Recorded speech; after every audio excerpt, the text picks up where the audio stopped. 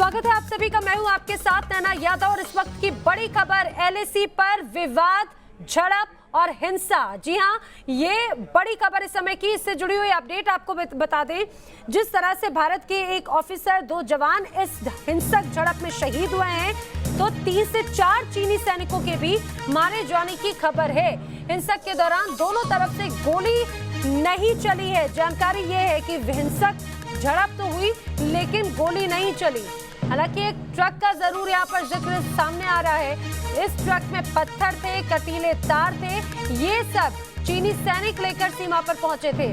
पीछे हटने को ये चीनी सैनिक तैयार नहीं थे। हमारे सहयोगी मधुरेंद्र हमारे साथ में है। मधुरेंद्र, और क्या कुछ अपडेट है?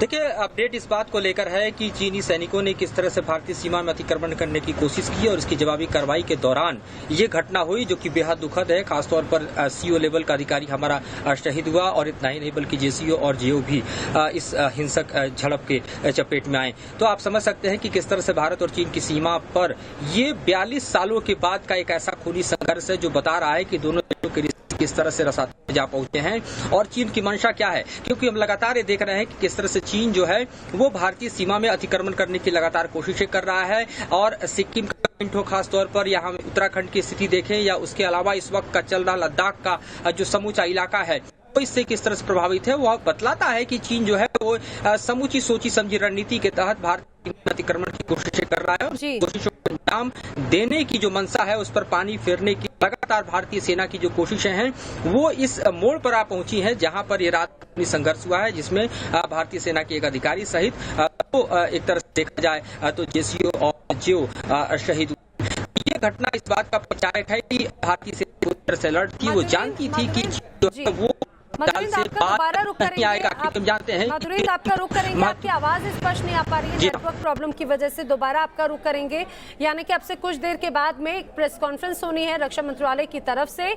उसमें स्थिति और स्पष्ट की जाएगी, क्योंकि कल रात 12:30 बजे ये हिंसक झड़प हुई और जानकारी है कि आज सुबह से ही बैठकों का दौर जारी है। सुबह लगभग 7 से 7:30 बजे का वक्त है जब चीन और भारत दोनों की तरफ से बातचीत का सिलसिला भी इस समय जारी है। हमारे साथ में इस समय रिटायर्ड ब्रिगेडियर हरवंश सिंह जी हमारे साथ में मौजूद हैं। हरवंश सिंह जी, सवाल यही कि जिस बात का डर था आखिर हुआ वही। कोशिश थी बातचीत से समाधान करेंगे, लेकिन हो गई हिंसक झड़प।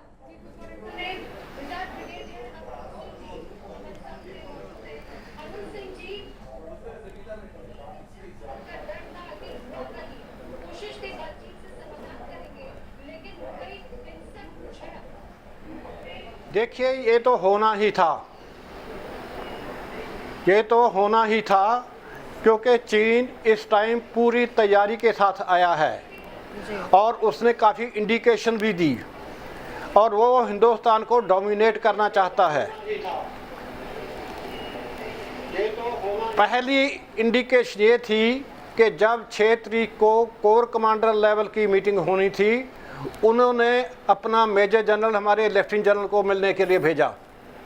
इसका मतलब यह है कि शुरू से ही वो हमको ये दिखाना चाहते हैं कि वो बिग ब्रदर हैं, वो बड़े हैं, वो बहुत शक्तिशाली हैं जी।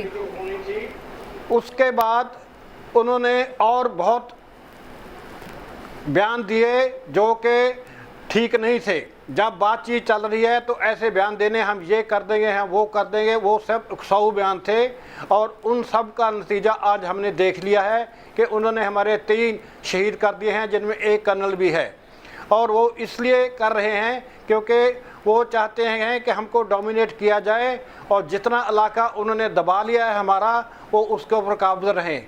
अब वो थोड़ी सी नरमी दिखाएंगे, उसके बाद वो फिर यही कार्रवाई बड़े पैमाने पर रिपीट करेंगे और वो इस्लामी स्लाइसेस के तरीके से हमारे इलाके के ऊपर कब्जा करते रहेंगे। That is one. दूसरा, उन्होंने नेपाल को बहुत बुरी तरीके से उकसाया है। नेपाल ने अपना नक्शा चेंज किया है। नक्शा चेंज करने से कोई जो ट्रीटीज़ हैं वो चेंज नहीं होती और ये सब चीन के उकसावे में हुआ है। तीसरा, जब से 5 अगस्त पिछले साल से हमने आर्टिकल 370 को एब्रोगेट किया है, पाकिस्तान का अग्रेशन बढ़ रहा है। तो ये सब चीज़ें चीन ऑर्केस्ट्रेट कर रहा है हमको दबाने के लिए और हमको डोमिनेट करने के लिए। जी जी बिल्कुल। हरवंश सिंह जी, आप भी हमारे साथ में बने रहिए। रक्षा विशेषज्ञ शिवदान सिंह साहब भी हमारे साथ में बने हुए हैं। शिवदान जी, जिस तरह से अभी आपको स्थिति नजर आ रही है, आपको क्या लगता है कि कल रात 12:30 बजे करीब जब ये पूरी झड़प हुई, ऐसे क्या हालात बन गए, ऐसी क्या स्थिति हो गई? क्योंकि डीएक्सिलेशन प्रोसेस के दौरान ये सारी चीजें हुई, तो क्या लगता है ऐसी कैसी स्थिति बन गई कि हिंसक झड़प तक हो गई? ये जो चाइनीज सोल्जर्स हैं जी, इसका मतलब ये है कि इनके सोल्जर लेवल तक ये बातें नहीं पहुंचाई गई हैं कि हमें इंडिया से अपने रिलेशन इंप्रूव करने हैं या मैटर को सॉल्व करना है। जी, वहां के सोल्जर्स हमेशा एग्रेसिव पोजीशन में रहते हैं, हमेशा हाथापाई पे उतारू होते हैं। जैसा आपने डोकलाम में देखा होगा, नॉर्थ सिक्किम में देखा होगा, अक्सर लद्दाख में नजर आता है। उनके सोल्जर हमेशा एग्रेसिव मूड में रहते हैं। इसका मतलब यह है कि उनके सरकार ने, उनकी सेना ने, उनके बड़े अफसरों ने अपने नीचे तक ये भावना नहीं पहुंचाई है कि हमें भारत से रिलेशन इंप्रूव करने हैं।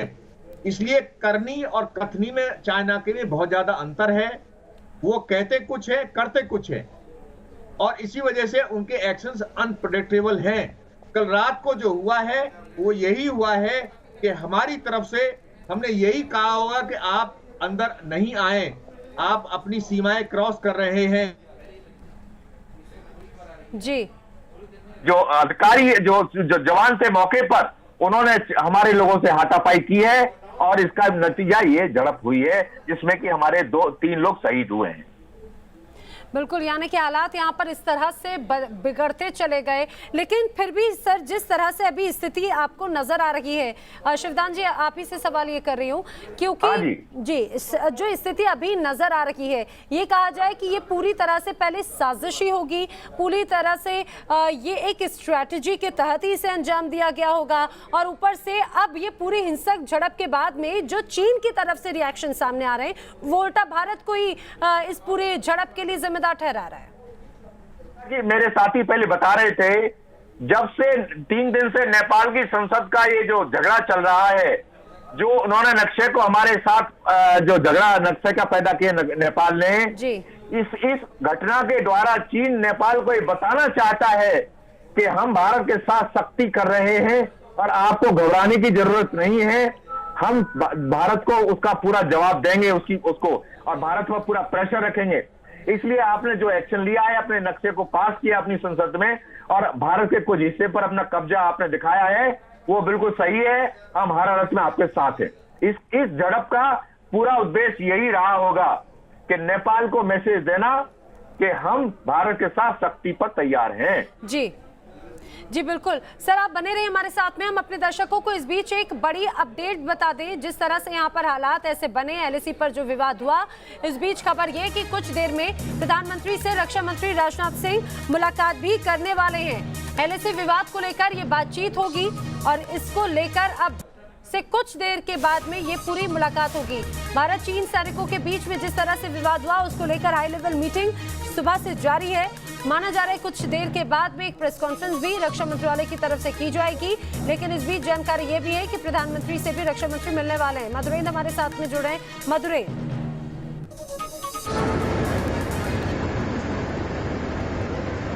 देखिए, बिल्कुल प्रधानमंत्री स्तर पर तमाम स्थितियों पर नजर रखी गई है और पल पल की जानकारी जो है प्रधानमंत्री कार्यालय को दी गई है।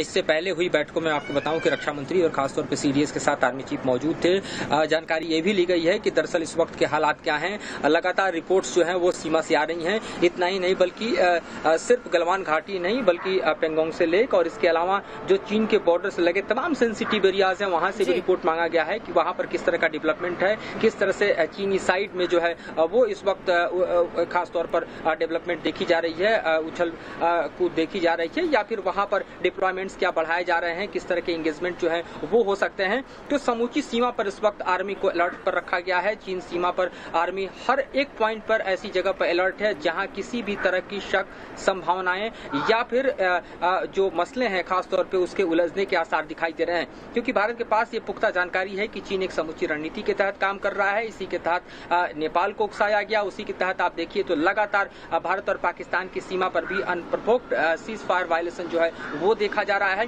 तो स्थितियां पूरी एक रणनीति और सोची समझी साजिश के तहत की जा रही है और यही वजह है कि चीन जो है वो एक तरफ बातचीत के टेबल पर आता है और दूसरी तरफ वह हिंसा के मैदान में उतर जाता है। तो चीन का ये दोहरा चेहरा देखा जा सकता है कि 6 जून को बातचीत और आज देखिए कि हिंसा की स्थिति, ये बतलाता है कि एक समूची रणनीति जो है वो चीन की काम कर रही है।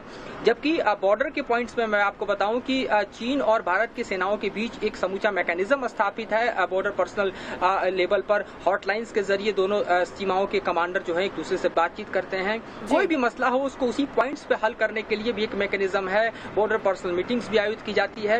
लेकिन बावजूद इसके अगर चीन की सेना हिंसक हो जाती है, चीन की सेना हिंसा पर उतारू हो जाती है, भारत की सीमा में घुसपैठ करने की कोशिश करती है, तो साफ है कि उसको इशारा बीजिंग से मिला है। ये साफ है कि एक रणनीति के तहत उनके जो कदम है वो आगे बढ़ते जा रहे हैं और यही वजह है कि भारतीय सेना इन तमाम स्थितियों पर नजर बनाए हुए उनके हर एक साजिश को नाकाम करने की कोशिश करती है। लेकिन अब जो हालात पैदा हुए हैं इसका जवाब भी दिया जाएगा। भले ही चीन अलग अलग रणनीतियां बना रहा हो, अलग अलग, हालांकि खुद अभी चारों तरफ से चीन घिरा हुआ है, लेकिन वो खुद को एक तरह से कहा जाए डाइवर्ट करने की, मुद्दे से भटकाने की भले ही कितनी कोशिश करे, लेकिन दुनिया देख रही है इस समय चीन को। हरवंश सिंह साहब, आपसे हम समझना चाहेंगे जिस तरह से जिस स्थिति को शांतिपूर्ण बनाने की कोशिश अभी तक की जाती रही है, लेकिन चीन की ये हिमाकत उसे कितनी महंगी पड़ सकती है आगे, हर लिहाज से, हर पहलू पर, हर पैमाने पर। देखिए, ये जो हमारी बातचीत हो रही थी, ये चीन का एक प्लॉय था और वो लगातार अपनी फोर्सेस को बढ़ा रहा था। अगर आप नोट करें, सबसे पहले चीन ने अपने हजारों सैनिक जमा किए थे, अपने टैंक जमा किए, अपनी आर्टिलरी जमा करी, अपना सब कुछ जमा किया और अभी उसी का नतीजा है कि वो अपनी ताकत दिखाकर हमारे इलाके को कब्जा कर रहा है और हमारा को वो दिखा रहा है कि हम कमज़ोर हैं। हमारा इसके ऊपर जवाब देना बनता है। ज़रूरी नहीं कि हम मिलिट्री जवाब दें, हमारे पास और भी ऑप्शन हैं। इकोनॉमिक है, जैसे हमको उनसे जो नॉन नेसेसरी सामान है उनको लाना बंद करना चाहिए। दूसरा, जो तिब्बतियन की गवर्नमेंट इन एग्जाइल है, हमने उसको बढ़ावा देना चाहिए। तीसरा, हमको वियतनाम को साथ कोऑपरेशन करनी चाहिए, उनको अपना मिसाइल देना चाहिए, ब्रह्मोस देना चाहिए, दूसरा सामान देना चाहिए जो भी हम दे सकते हैं। तीसरा, हमको ताइवान को सपोर्ट करना चाहिए, बल्कि जो वन चाइना थ्योरी थी उसको कैंसिल करना चाहिए, क्योंकि जब तक आप चीन को बराबरी के लेवल के ऊपर बातचीत नहीं करते, चीन मानने वाला नहीं है। आपको गट्स दिखाने पड़ेंगे। मैं आपको एक एग्जांपल देता हूँ। 1967 में चीन ने सिर्फ इसी तरीके से काम किया था, मगर उस टाइम में उसको बनवाने के जो कमांडर थे ब्रिगेडियर सागर सिंह, बाद में लेफ्टिनेंट जनरल बने, उन्होंने पाकिस्तान को, चीन को इतना सबक सिखाया, उनके सैकड़ों चीनी मारे गए और उसका फायदा ये हुआ कि 53 ईयर तक, आज तक चीन ने कोई हिमाकत नहीं की। अभी चीन हमको कमजोर समझता है। क्योंकि हमारी हिमाकत की है। सर, आपका दोबारा रुख करेंगे, मैं आपका दोबारा रुख करूंगी, लेकिन अपने दर्शकों को ग्राफिक्स के जरिए समझाने की कोशिश करते हैं कि आखिर ये विवाद हुआ कहां पर, गतिरोध वाले इलाके किस जगह पर है। ये देखिए, चीन और भारत की जो सीमा है, ये हम आपको बता रहे हैं, इसमें ये वो इलाके हैं जहां पर सबसे ज्यादा गतिरोध है। ये लद्दाख सेक्टर, जिसमें 6 ऐसे इलाके हैं जो सबसे ज्यादा जहां पर गतिरोध देखने को मिल रहा है। 6 से 7 ऐसे इलाके हैं जो गतिरोध वाले हैं, जो विवाद वाले हैं।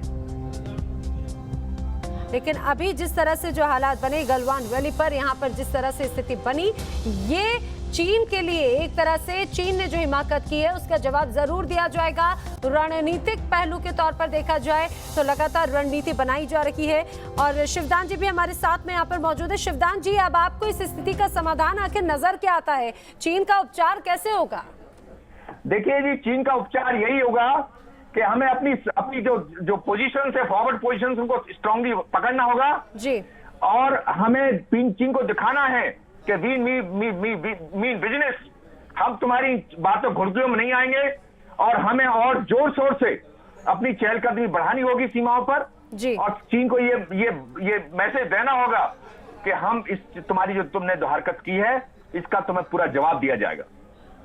बिल्कुल, ये तो जवाब दिया जाएगा और इसको लेकर रणनीतियां भी तैयार की जा रही हैं लगातार। लेकिन शिवदान जी, जिस तरह से अभी पिछले काफ़ी समय से हालात ऐसे बने हुए हैं, चाहे बात हम कोरोना की बात करें तो कोरोना से बचने की कोशिश जो कि चीन से ही निकला है, उसमें कितने झूठ थे, क्या हकीकत थी, सभी हम सभी के सामने है। चीन, आपको नहीं लगता कि चीन भी इस तरह से अब ये डाइवर्ट करने की कोशिश में है और यही वजह है कि अलग अलग हथकंडे वो अपनाता है? देखिए, ऐसा है, 1975 की एक वर्ल्ड ट्रीटी है जी, जिसमें कि इस तरह की जो कोरोना जो फैलाया है चीन ने, इसके खिलाफ एक्शन लिया जा सकता है अंतरराष्ट्रीय स्तर पर जी। इसलिए उसकी रिव्यू मीटिंग होनी है जनवरी 2021 में। हमें चाइना को यह मैसेज देना चाहिए कि उस मीटिंग में हम इसको पूरी तरह से उठाएंगे, चाइना के खिलाफ इंक्वायरी होनी चाहिए। यदि उसका ये फैक्ट प्रूव हो जाता है कि चाइना इन्वॉल्व है इसमें, तो पूरे 185 नेशन उसके मेंबर है, 185 नेशंस मेंबर है उसके, जी। सारे नेशंस को चाइना को इकोनॉमिकली और सोशली बाइकआउट कर देना चाहिए और चाइना को इससे स्ट्रॉन्ग जवाब मिल जाएगा और चाइना दोबारा ऐसी हरकत करने की कोशिश नहीं करेगा। जी बिल्कुल सर, आप भी बने रहिए हमारे साथ में। इस समय रक्षा विशेषज्ञ विजय सागर धीमान जी भी हमारे साथ में यहाँ पे जुड़ रहे हैं। विजय सागर जी, अब स्थिति आपको कैसी बनती हुई नजर आ रही है, खासतौर से अगर हम चीन और भारत के इस बॉर्डर एरिया की बात करें? फिलहाल तो ये वाला बॉर्डर एरिया, लेकिन इसके अलावा भी हम देखते हैं कि अन्य जो इलाके हैं वहां पर भी चीन इसी तरह से दबाव बनाने की कोशिश कर रहा है। देखिए, स्थिति जो बन रही है, दिस इज एज एक्सपेक्टेड। इस किस्म की हरकतें हमें एक्सपेक्टेड थी कि ये होंगी जब तक डी एस्केलेशन हो नहीं जाती। और ये जो हम एक स्थिति देख रहे हैं, पहले मैं बॉर्डर की बात करता हूँ, फिर ओवरऑल बताता हूँ। बॉर्डर के ऊपर ये एक दुखद समाचार है कि हमने एक ऑफिसर और 2 जवानों को खो दिया है, but at the same time ये टैक्टिकल लेवल पे इंडियन आर्मी का करेक्ट रिस्पॉन्स है। अभी हमारे पास ये डिटेल्स नहीं है कि वहाँ पे एग्जैक्टली क्या हुआ है। कभी बोल रहे हैं गोली चली है, कभी बोल रहे हैं नहीं चली है, कभी बोल रहे हैं स्कफल है, क्या है, चाइनीज़ कैजुअलिटी कितनी है। चाइना की तरफ से रिपोर्ट्स आनी शुरू हो गई हैं कि इंडियन आर्मी ने इंट्रूजन किया है, इंडियन आर्मी कहती है चाइनीज़ ने किया है। तो इस किस्म की क्लैरिटी अभी तक बनी नहीं है, पर इसमें एक चीज़ ज़रूर तय है कि ये जो कुछ भी हो रहा है ये बड़े से ओवरऑल प्लान के मुताबिक हो रहा है। इस वक्त चाइना ने अपना एक टायरेट छोड़ा था पूरी दुनिया में, इकोनॉमिक टेररिज्म, छोटे छोटे कंट्रीज को आपने दबाना। साउथ ईस्ट चाइना में ज़बरदस्ती आइलैंड्स पे कब्जा करना, जैसे फिलीपींस के साथ प्रॉब्लम, वियतनाम के साथ प्रॉब्लम, ताइवान के साथ प्रॉब्लम। ये जो और इंडियन ओशन में आकर के कंट्रीज़ लाइक श्रीलंका, हम्बनतोता पोर्ट, जैसे मालदीव्स का, पाकिस्तान का, ये तो सब कुछ कर रहा था। तो बीच में कोरोना आ गया और ये उसकी ओवरऑल स्ट्रैटेजी का एक हिस्सा था। कोरोना की वजह से क्या हुआ है कि इस वक्त पूरी दुनिया इस वक्त एंटी चाइनीज सेंटिमेंट में ओतप्रोत है। चाहे वो वर्ल्ड हेल्थ ऑर्गेनाइजेशन हो, चाहे वो हांगकांग का जो नया उन्होंने लॉ पास किया उसका मसला हो, चाहे वो ताइवान में जो नए प्रेसिडेंट जो उनकी बनी हैं उनकी स्टेटमेंट्स देख रहे हो, चाहे मकाऊ का हो। तो इस किस्म की चीज़ें लेकर के चाइना ने जो रीजनल साउथ ईस्ट एशिया या साउथ एशिया में जो रीजनल इम्बैलेंस क्रिएट करने की कोशिश की है वीज़ा-वी इंडिया, तो ये उन्होंने सारा इंडिया के जो लाइन ऑफ एक्चुअल कंट्रोल पे चाहे खुद इनकर्शंस करी हैं या नेपाल से कुछ पिछले कुछ दिनों में कुछ करवाया है, ये सब उनकी एक बड़ी स्ट्रैटेजी का हिस्सा है। और यहाँ पे हमें as India, as a nation, हमें मजबूत बन के खड़े होना है, एकजुट होकर के यूनाइटेडली खड़े होना है और उनको बिफिटिंग जवाब देना है। उनको ये बताना है कि अगर आप हमें आंखें दिखा रहे हो तो हम 1962 के इंडिया कतई नहीं है, या 1967 में जो हुआ वो भी नहीं है। ढोकलम में हमने आपको बता दिया कि लोग हम आपके सामने खड़े हो सकते हैं कि आखिर चीन की स्ट्रैटेजी को कैसे समझें। चीन को तो ये स्पष्ट है कि भारत शांत तो नहीं बैठने वाला, लेकिन शांतिपूर्वक अगर पूरे मसले का समाधान करने की बात कही जाती है, जिसमें चीन भी बढ़ चढ़कर बोलता है कि शांतिपूर्वक मामला सुलझा लिया जाएगा, लेकिन उसके बाद में भी वो उसी तरह की हिमाकत करता है। बात तो यही है कि आखिर चीन चाह क्या रहा है, उसके दिमाग में क्या चल रहा है, ये सबसे ज्यादा कंफ्यूजन। देखिए मैं अभी बता रहा हूं आपको, ये जो शांतिपूर्ण स्टेटमेंट्स जो चाइना की तरफ से आ रही हैं, ये रूटीन स्टेटमेंट्स हैं, वो बोलेगा। बट इस वक्त क्या हालत ये हो रखी है, जैसे मैंने आपको बताया, पूरे वर्ल्ड में चाइना का अगेंस्ट सेंटिमेंट बन रखा है। कल यूनाइटेड नेशन सिक्योरिटी काउंसिल में इंडिया को इलेक्शन होने वाली है, इंडिया की as a non permanent member, तो वो भी एक इशू है। फिर उसके बाद जो ग्लोबल लेवल पे जर्मनी चाइना से ट्रेड कम करना चाहता है, इटली ट्रेड कम करना चाहता है, यूरोपियन यूनियन उसके साथ नहीं है। अच्छा, ये सब पूरी दुनिया तो उसके अगेंस्ट हो ही रखी है। अभी क्या हुआ है कि कोविड की वजह से जो चाइना के अंदर के अंदरूनी मामले हैं, वहां पे भी जो उसकी पॉपुलेशन है वो इनके अगेंस्ट हो रखी है गवर्नमेंट के। प्लस जो तिएननमेन स्क्वायर में 4 जून को इन्होंने एनिवर्सरी मनाई थी, वो भी प्रो डेमोक्रेसी लोग वहां पे हैं। और इसके अलावा जो गरीब लोग हैं, जो अभी तक इकोनॉमिक स्लो डाउन की वजह से अपने काम पे वापस नहीं जा रहे हैं, वो भी हैं। अच्छा, इसके अलावा एक मजेदार बात आपको मैं ये बताऊं कि चाइना इतना बड़ा जो कंट्री है, ये जैसे हमें बोलते हैं कि आपने JNK को एनेक्स किया है। दोबारा रुक करूं, लेकिन इसके बीच एक बड़ी खबर, एक अपडेट अपने दर्शकों को बता दें। भारत चीन सैनिकों की झड़प पर अपडेट ये है कि चीन के सरकारी अखबार ग्लोबल टाइम्स का बयान सामने आया है, जिसमें कहा गया है कि झड़प में 5 चीनी सैनिक मारे गए हैं। भारत से झड़प में 11 चीनी सैनिकों के घायल होने की भी खबर है। साथ ही साथ ये भी कहा गया है कि इस दौरान कोई फायरिंग नहीं हुई, लेकिन LAC पर हाथापाई जरूर हुई है। भारत चीनी सैनिकों की झड़प पर यह अपडेट है। सरकारी अखबार है ग्लोबल टाइम्स चीन का, और उसमें ये बात स्पष्ट की गई है। 5 चीनी सैनिकों के मारे जाने की भी खबर सामने आ रही है। मधुरेन भी हमारे सहयोगी लगातार बने हुए हैं। मधुरेन, फायरिंग नहीं हुई ये बार बार कहा जा रहा है, चाहे बात भारत की तरफ से हो या फिर चीन की तरफ से, लेकिन इस दौरान ऐसे हालात जरूर बने कि दोनों ही देश के जो जवान हैं, जो अधिकारी हैं, वो भारत के जवान शहीद हुए हैं, चीन के भी जवान मारे गए हैं, ये स्पष्ट हो चुका है।